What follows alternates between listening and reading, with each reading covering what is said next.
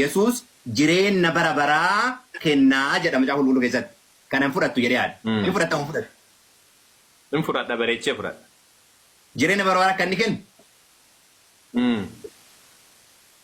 Okay. Baay'ee gaariidha. Yesus jireenya bara baraa. Kan fudhadhanaan jedhe kaa. Walii gala baqaan fudhadhanaan jette waa ragaa si gaafadhe moo? Ayya xiqqishuma na gaafadhu ka ragaan waan xiqqoo si waan si ibsa. Hin gaafadhu. Ragaa si hin gaafadhu. Bakka jireenya bara baraa. Waa si ibsa dirqama waa si ibsu. Womaa naa ibsin. Dirqama waa si ibsu. Womaa annaa ibsi. Gaafii anas si gaafadhe.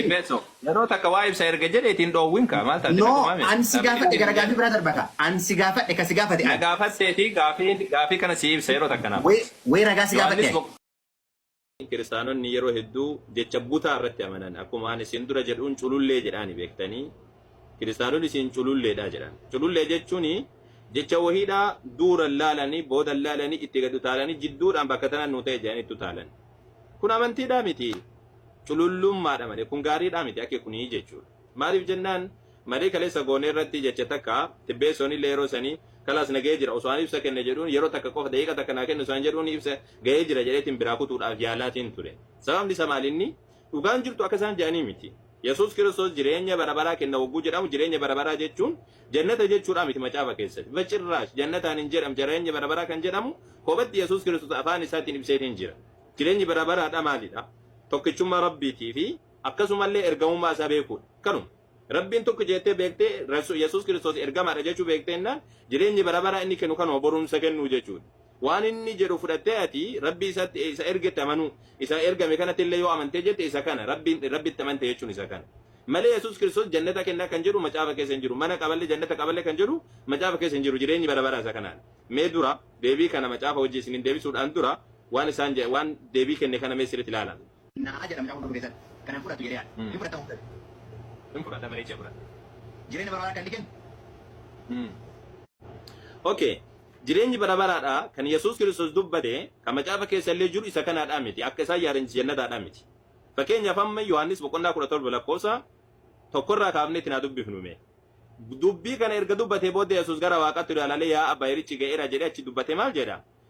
Akkuma ati foon qabeessa hundumarra dhaabuu isaaf kennite inni ammoo warra ati isaaf kennite hundumaaf jireenya bara baraa haa kennuuf jedhee erga sani maal jedha? Si Waaqayyo laa ilaaha illallah ka jechuuti. Si Waaqayyo isa tokkicha isa dhugaa Yesuus Kiristoosin isa ergites beekuun isaanii jireenya bara baraa. Jireenyi bara baraadha isa kanaa jedha. Jireenya bara baraa jechuun هذه الحياة الأبدية. jireenya bara baraa jechuun an ya'rifuka anta al-ilahu al-haqq ati Allahi tokkicha ati waaqa tokkicha isa dhugaadha akka taate beeku Nabi Allah Isa namu alayhi salam ergama ta'uu beeku jireenya bara baraa jechuun isa kana. Kan Yesuus kenne illee lafarratti kennaatiin ture isa kana borumsa kenne jechuudha. Ebelu borumsa kenne ebelu akkana jedhamu kana beekuudha. Wanni Yesuus dubbataatiin ture jireenya bara baraa isa kenne kana malee jannataadhaa miti. Ammas Yohaannis boqonnaa 5 lakkoofsa 24 dhuguma isinitti hima dubbii koo dhaga'ee isaan ergetti kan amanu jireenya bara baraa qaba. Inni du'a keessa gara jireenya darbe malee gara firdiin dhaquu jedheetiin dubbata. Dubbii koo dhaga'ee isaan ergetti kan amanu jechuudha.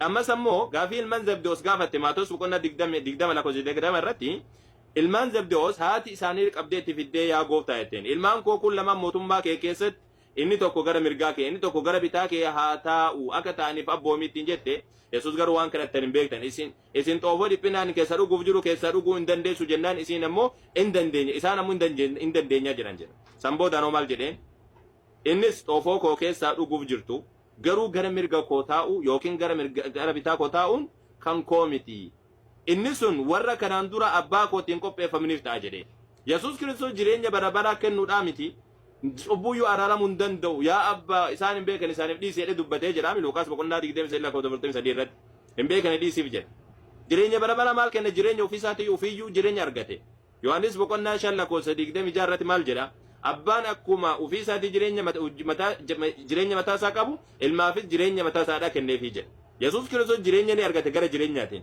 jireenyi bara baraa inni lafa kana irratti kennu dubbii dhugaa barsiisee tokkichummaa Rabbiitiif Yesuus Kiristoos ergama akka ta'e bakka tana waan beekuuf yommuu gurbaan illee akkana olii gama mimmiqaatiin ture kiristaanonni lama waan kana beekan alaas hayzo ameen macaafa dubbisa adaraa keessan macaafa dubbisa isinii galtee macaafa dubbisa Yesuus Kiristoos namni yaa gooftaa naan jechuudhaan jannata seenaa miti jedhe nama jaalala abbaa koo isa waaqarraa hojjetetu jannata seenaa namoonni hedduun dhufanii yaa gooftaa maqaa keetiin akkana goonerra akkas hojjanneerra naan jedhan ammoo matuma isin hin beeku deemaa isaanii jedhee isaan dabarsaa jireenyi bara maraa maaliidha beektani jireenya bara bara jireenyi bara bara tawhiida tokkichuma rabbi nabi Allah Isa alayhi salam akka ergamaa ta'e fudhattanii nabiyyoota hundumaa fudhattanii akka nabi Muhammad alayhi salam jiraachuu kana yoon goone ammoo jireenya bara bara dhisi jireenya addunyaa tun qabdan amwaatun ghayru ahyaa subhanallah